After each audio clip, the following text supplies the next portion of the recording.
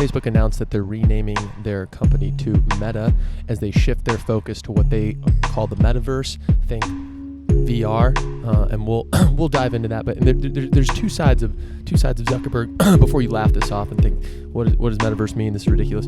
There's a side of Zuckerberg that makes the awkward home videos. He looks like an alien, super weird dude, and you see pictures of him getting yelled at by boomers in Congress and AOC.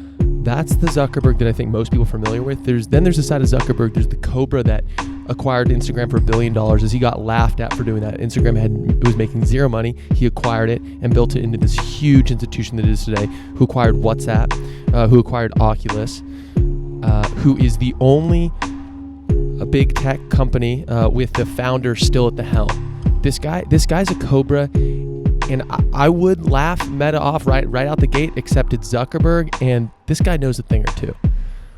So you may compare this. The first comparison that comes to mind is Alphabet did this, and no one really talks about it. It was kind of a big deal when they did it, and I remember thinking, okay, this is just big tech's future, right? Google renamed their company to Alphabet, and Google became one of the sub companies. But the reality is no one calls them Alphabet. It's still just Google. Call it what it is. They still make the vast majority of their money from the entity known as Google. And that was more of a symbolic rebirth. That was more of like that wasn't a real, we're shifting the company focus. That was just saying Google kind of does a lot of shit. Let's break out Google's earnings. Let's break out some of these other bets. And let's just structure it that way. This is very different. We are taking the company that we focused on in the social media landscape, Facebook, which remember, Facebook, they have the Facebook app, then they have Instagram, they have WhatsApp, they have Oculus, they have Facebook Messenger, of course. Those are their main properties. Facebook is shifting a complete shift of their strategy. They are saying we're going to align the whole company on building out this metaverse thing. Now, again, say what you will about Zuck, and I'm still skeptical of this, and you'll hear how skeptical. I mean, throughout this entire thing, I am skeptical of it, but I also know that Zuckerberg does things, and then 5-10 years later, people say, "Oh shit," and even they rewrite history and try to do things like, "Oh, Instagram should have never been able to acquire Facebook." Facebook should never be able to acquire Instagram. Go read the tapes, homeboys. He literally got laughed out of town for doing that. And this is also the same guy that was become a billionaire literally overnight if he allowed Yahoo to acquire them. And he walked in the boardroom with his investor and said, "Yeah, so we're not going to consider this for 1 second." Imagine believing in your company so much that you turn it down $1 billion. Most of us wouldn't, and that's why our names will not be remembered. That's why we are not Zuck, and that's why. Listen. Say what you will about. Well, social media is ruining our life. I'm not going to get into that shit right now. All I'm saying is this guy's a fucking Cobra, and I think there's something here. I think there's something here to what he's saying. I mean, who knows? And I'll give them a little bit of credit here, and then I'll give their definition of what they call the metaverse. They released it when they announced this. They said, "Listen, we don't really know what this is. This isn't. They didn't release a product. They didn't say this is the new thing. You can use it today. You can sign up for it today." They said, "Here's our vision," and they gave a bunch of demos on what this whole metaverse thing could look like. And that was it. They were very much. It was like we're starting a dialogue. This is how we're going to line our company. And in an interview with that Ben Thompson did with Zuckerberg, which again is also a very telling thing, that Zuckerberg went and got an interview, not one of the big media companies, not your New York Times, not your fucking go on cable news or something. And well, I guess you wouldn't do that. You'd have to be an idiot to do that. But didn't go to a major publication. Went directly to an independent reporter, Ben Thompson. I'm a big fan of his publication. I talk about him often on this show. I'm a subscriber to his publication, Stratechery. It's extremely good. It cuts through the noise on tech news. He went straight to him. And that was telling in and of itself because I think the media, frankly, treats the way they portray a lot of what Facebook does. I frankly think it's unfair. And I say this is not a big user of social media. I use Instagram and Facebook to get my pod out there. But I'm not a major user of it. And yeah, I do think it fucks with your head. Absolutely. But there's no way he could have, anyone would have given him a fair shake. Your major media companies that are pushing a narrative, fuck no. Everyone hates this guy. So that was an interesting, he went to Stratechery, you probably haven't even heard of it unless you've heard about it on the show or but it's it's relatively small. It's no New York Times, right? It's not a major publication. So it's interesting that he did that. Okay, let's dive in. So on their official announcement, here's what they said about the metaverse. The metaverse will feel like a hybrid of today's online and social experiences, sometimes expanded into 3 dimensions or projected into the physical world. It will let you share immersive experiences with other people even when you can't be together, and do things together you couldn't do in the physical world. It's the next evolution in a long line of social technologies, and it's ushering in a new chapter for our company. So the first thing I think of when I read that is that's already here today. Online social experiences, let you share immersive experience when you aren't together, do things you couldn't do in the physical world. This is all here today. I mean, it's kind of crazy. I just had a doctor's appointment today. I was just on a work call the whole time. Granted, it was an internal work call, so it wasn't like I was talking to a client or something like that. But I was getting my X-ray, Fook, and I'm fine, by the way. Thanks everyone for mailing in. Thanks everyone for asking. I'm fine. I'm totally chill, but. And then I went and spoke to the doctor. I was on the call the whole time. And in between things, I would go back and just riff. And it was just this crazy moment. I was just, holy shit, the metaverse is here, right? I mean, this is what Zuck's talking about, but we already live, as Elon Musk will say, we're already cyborgs. We're just not, the machinery's just not embedded in our, inside of us. Our phone is basically attached to us 24/7. So for all intents and purposes, we are cyborgs. We're using that thing all the time. And yeah, it just hit me. It's like, boom, here I am in a fucking doctor's appointment, still able to get work done, still able to riff on things. That is like that's a crazy next level thing right there. It's crazy what you can do. You can take, it's amazing how much you can do online now. It's absolutely incredible if you think about it. 30 years ago, 20 years ago, it's absolutely insane. So first of all, in my opinion, we're already living in this world that they've just described. And granted, they're going to turn that up to 11, but it's just, take a step back. We are already living in a digital world. But let's continue. So I wanted to pull a few quotes from the interview he did with Ben Thompson, which I think was great. It's free, so search Stratechery. This one he made available to everyone. So here's a quote. I think this is a quote from Mark Zuckerberg. I think we're each building different infrastructure and components that go towards hopefully helping to build this out overall. And I think those pieces will need to work together in some ways, but also hopefully have some set of open standards. So it's funny, bro, that's kind of what we just tried with Web 2. And we talk about this show on the Web 2 era is the big cloud companies. Web 1 was everyone has a website, you own your own data, you publish your own data on the internet, you host your own website. Web 2 is Web 1 was more read-only. Web 2 is rewrite. So I can post on, I can post online, I can post comments, post photos, post videos, stuff like that. And when we did that, when we moved to this Web 2, is the big cloud providers, the big tech companies gained most of that. They became much more. They captured most of that value. And yeah, we have open standards today, right? HTTP and the Internet Protocol. It's all built on open standards, right? And as Benedict Evans will say, the web is not like the web. It's not one thing. It's a bunch of websites. It's a bunch of things connected to each other. It's not one thing. It's decentralized, distributed. And it's funny, he makes the point that, people say, oh, cryptocurrency is decentralized. He's like, well, yeah, the web is too. Just because there's these cloud companies built on top of it that are obviously not decentralized.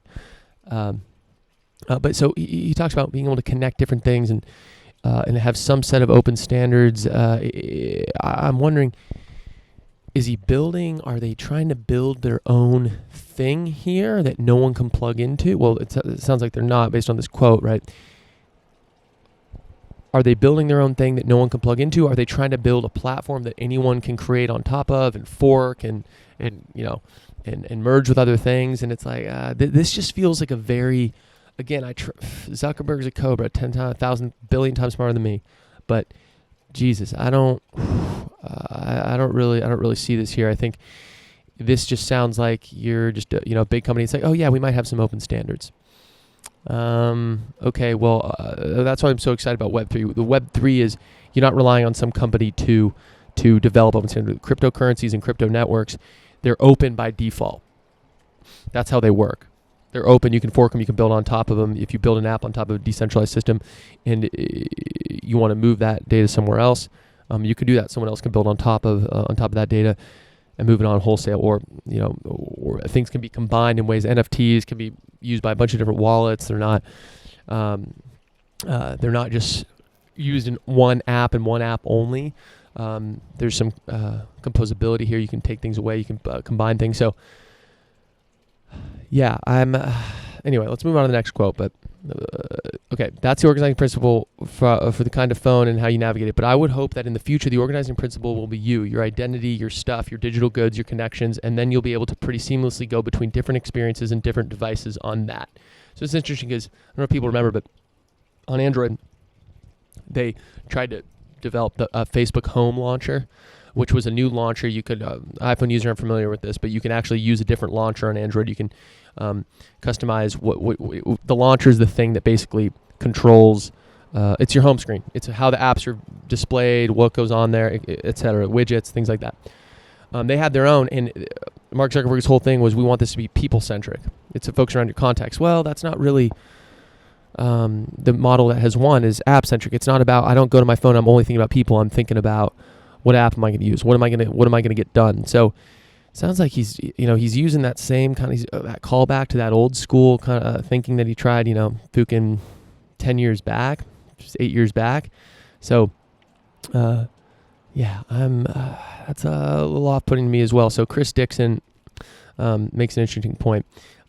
With the way the web works right now is like, you can't take your online identity from Google to Facebook you can't take your stuff with you. If you're in a game and you have a digital jacket, you can't take that with you to another game, things like. And he says, imagine going to a hotel. When you get to a hotel, they say, oh, here's your clothes. Boom. Now you can wear these clothes in the hotel. When you leave the hotel, you have to leave. Or when you go to a restaurant, or you have to leave your clothes. When you go to a restaurant, same thing. Here's your here's the clothes you're going to wear.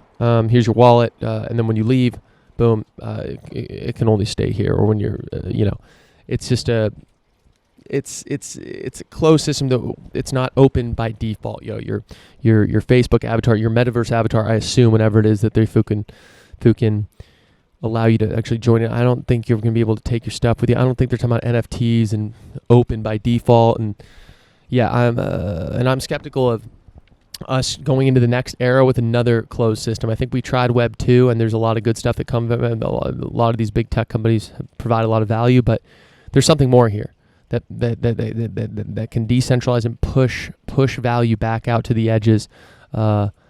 Edges being individuals. So yeah, we'll see here. Okay, another quote. By the end of this decade, or even by the middle of the decade, I would guess that we're going to reach a point where our VR devices will start to be clearly better for almost every use case than our laptops and computers are. I like that he put his foot down. Certainly not by 2025. Like there's just no fucking way. Like even just the fact of having to, it has to be a lot better. iPhones, laptops, like it has to be a lot better to me for me to want to like put something over my eyes, and maybe it won't. Maybe it'll just be super sleek glasses that I can throw on. And it's not like this whole to-do, but damn, good for him for calling a shot, but I'm very skeptical of this. Who the fook knows? And something Benedict Evans says about this. I've been listening to a lot of his stuff on this, and he says that, and he always is constantly bringing up, he's been in tech long enough to see cycles. He's been in since the 80s or some shit like that, and he's seen stuff, and he'll always talk about what we thought of things when they were new at the time, like old tech trends. So when the internet was first becoming a thing, people were calling it the information superhighway, and they thought it was going to be big telecom companies and big media companies like Disney and your fucking telecom companies or whatever, your NBCs, your ABCs. They were going to each have their own piece of it, and they were all they were going to own it. Right, it was the information, and you could go to your ABC internet, you could go to your Disney internet, and like that was going to be it. And no, it turns out, hell no, it was not that at all. It was not owned by a company. It was this completely decentralized thing. It wasn't. It was completely at the start, decentralized. Then these other companies came along and, of course, centralized a lot of this data and a lot of the value. But to think that you're gonna just build the metaverse, he's like, he says that's like you're gonna build the web. You're gonna say we're gonna build the web. We're gonna own the web. You're not gonna own the metaverse. So I think, I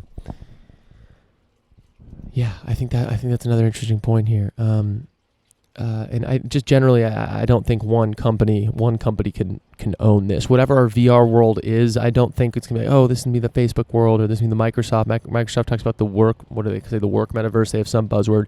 I don't think we're gonna see that. And I hope what we see is, I hope Web3 pans out. I hope what we see is that this tech is decentralized. It's open source, and I hope it's not owned by one company, and I don't think it will be. I really don't, unless it's super interoperable. I think these big companies, big tech companies, will absolutely play a part in it, but I don't think they will own it. But we shall thuk and see. I think Zuckerberg announced that they're going to spend $10 billion a year over the next 3 years, or a crazy amount of money. They are throwing a shit ton of money at this. They're betting big, and that's partly only a founder CEO can do that. You can't make the decisions that Zuckerberg is making without being a founder, without having immense trust from the board, immense trust from the shareholders. There is a group of people that on Twitter, just shareholders that think Zuckerberg is a cobra because of his history, and they trust him to the ends of the earth. And frankly, I think he's earned that right. But again, I am skeptical of this, but I'm also not a billionaire genius, so it's all chill. Okay, so there's also this epic tweet by Sean Puri. I don't know if I'm pronouncing that right. This guy's a cobra on Twitter. Pretty hilarious. But okay, he says, I'm just going to read this whole thing, honestly. I think it's epic. So he says, hot take, everyone is wrong about the metaverse. Here's my 3-part theory. Part 1, everyone is wrong. Most people think the metaverse is a virtual place, like in the movie Ready Player One, a virtual world like Minecraft, Roblox, or like Zuck showed in the Facebook demo yesterday. But what if it's not a place? Part 2, it's not a place, it's a time. A time? What the fuck? Yes, a moment in time. In artificial intelligence, there's an idea of the singularity. It's a moment in time where AI becomes smarter than humans, the moment where artificial intelligence is greater than human intelligence. Part 3, what it is. The metaverse is the moment in time where our digital life is more to us than our physical life. This is not an overnight change or an invention by some Steve Jobs type. It's a gradual change that's been happening for 20 years. Every important part of life is going digital. Work, from factories to laptops, boardrooms to Zooms. Friends, from neighbors to followers. Where do you find like-minded people? Twitter, Reddit, etc. Games. More kids play Fortnite than basketball and football combined. Identity. Filters are the new makeup. Stories are your personal billboard to broadcast who you are. What matters more, what you look like in real life or what you look like on Instagram? The pic on the left is what they see, so it's what matters. And he shows a pic of a filter chick, attractive woman, and then next to her a photo without the filter, looking like a normal chick, like not all done up and making like a disgusted face. So it's his point is the pic on the left is what the people are actually going to see on the internet. So that's the one that matters. He says everything goes digital: your friends, your job, your identity. And now with crypto, your assets are online too. Bored apes are the new Rolex. Fortnite skins are the new skinny jeans. If everyone hangs out online all the time, then your flexes need to be digital. So if you play this forward another 10, 20 years, we will cross into the metaverse, the moment in time where digital matters more to us than the physical. Our attention used to be 99% on our physical environment. TVs dropped that to 85%, computers down to 70%, phones 50%. Our attention has been sucked from physical to digital, and where attention goes, energy flows. If 50% of our attention is in our digital screen, then 50% of our energy will go to our digital life. Today, it takes some effort to take our phone out of the pocket and look at it. Soon, some company will make smart glasses that sit in front of our eyes all day. We'll go from 50% attention on screens to 90% plus. That's the moment in time when the metaverse starts, because at that moment, our virtual life will become more important than our real life. Is this a good or a bad thing? Like anything, it's neither good nor bad. It's just a thing, a very different thing. Cobra. Yeah. Like I said, like I opened the show, I think a lot of this is already happening. It's a crazy, kind of scary thing to think that our digital lives matter more, but think of how much you do on a daily basis. How much of your communication is happening digitally. Think of, the way you entertain yourself and all that stuff. Walk through it. And I don't think his point is you say, yeah, it's some, but it's not much. But the point is it growing? And it's probably growing for everyone. That thread's epic. And it's interesting because Mark Andreessen, who's a partner at or one of the general partners at, he founded Andreessen Horowitz, one of the most legendary venture capital firms in Silicon Valley in the world. His point is that the singularity has already been reached. And his point is that the singularity is the point at which human growth just explodes, and basically we become masters of our universe and just take off. Everything explodes. Education explodes. Intelligence, energy use, productivity. And he says we reach that point during the Industrial Revolution. He said, well, this has already happened. The amount of progress in the last 100 years, it's actually insane. Humanity basically did nothing but hung around for thousands of years, and then boom. It's within the last couple thousand agriculture, and then the fucking Industrial Revolution. Now it's just absolutely exploded. There's this guy, God, what's his name, of Wait But Why. He says that the time is shrinking between how long you need to teleport into the past and then have your mind blown. So I'll give you an example. So, I'll break it down. If you were if you were born in 500 AD, and you lived 50 years, and let's say you were teleported 50 years later, or transported 50 years later. So let's say you were born, lived 50 years, and you went 50 years into the future. Would things look that different? The answer is no, they wouldn't.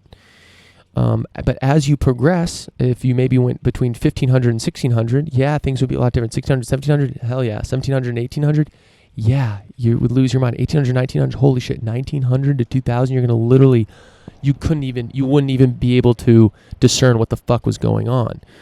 And that's, I think, 2000 to 2100. Imagine being born in 1900, 2000, we're on the moon, there's airplanes, there's internet, there's computers. There's going to be an even more massive change from 2000 to 2100. That's going to be insane. This is, guys, strap in, people. All this shit is just fucking heating up. And part of me is I'm like, fuck, damn, is this really what things are going to come down to? Like, we're all just strapped in, and reality is just a fucking screen strapped to our face. I don't know. I don't think so. But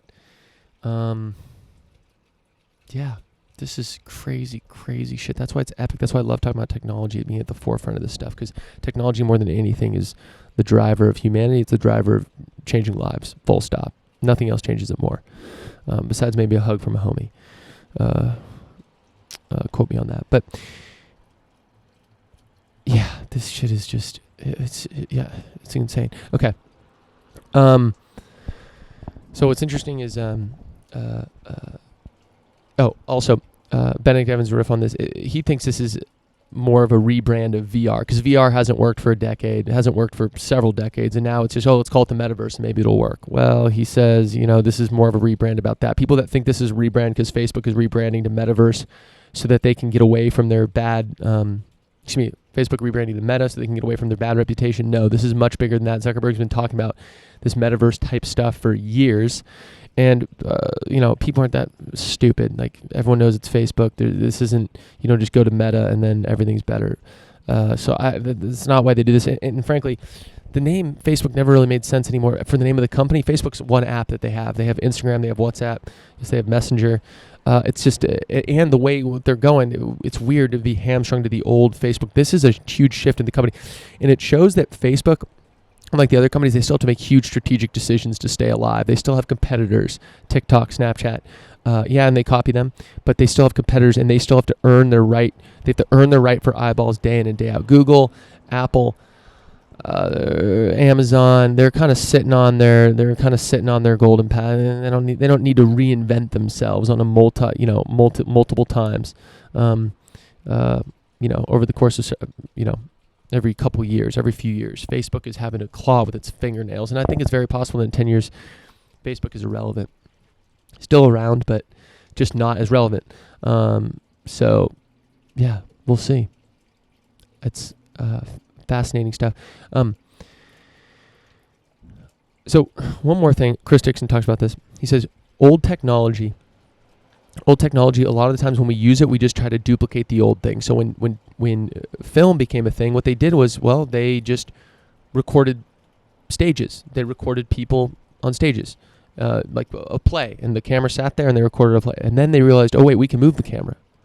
Oh wait, we can have a shot that we can have an action shot. The camera can be moved. There can be it can be different places. There can be different scenes. And all these new things open up.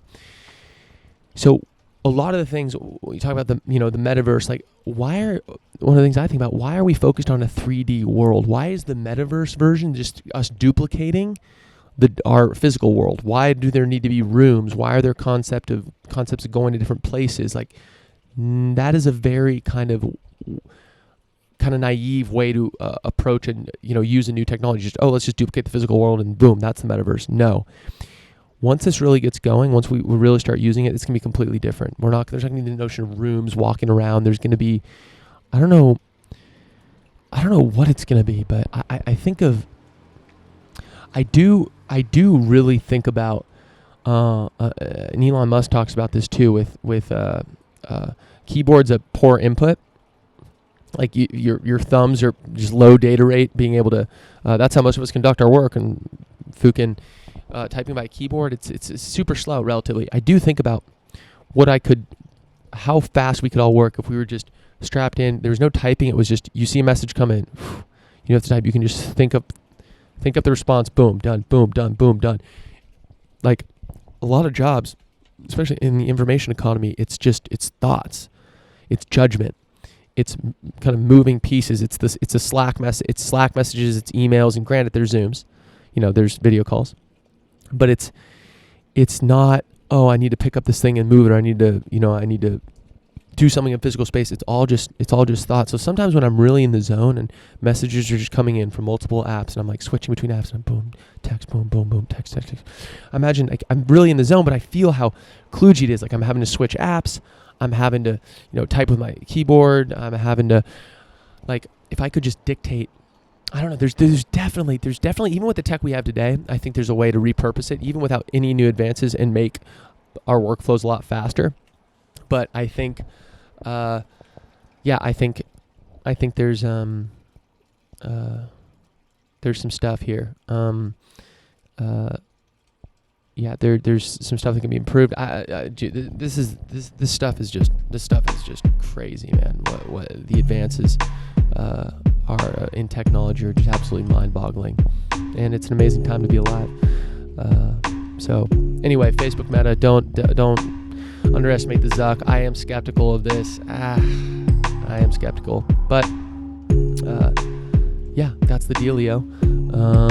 Thanks for listening. As always, you can find this wherever you get your podcast. Just search No Gradient wherever you get your podcast.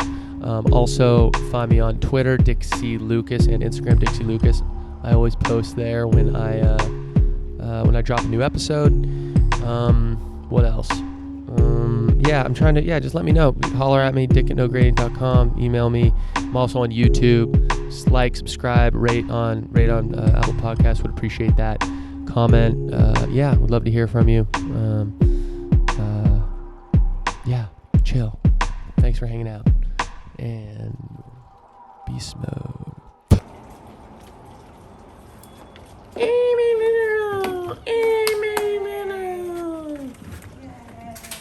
Thanks, man.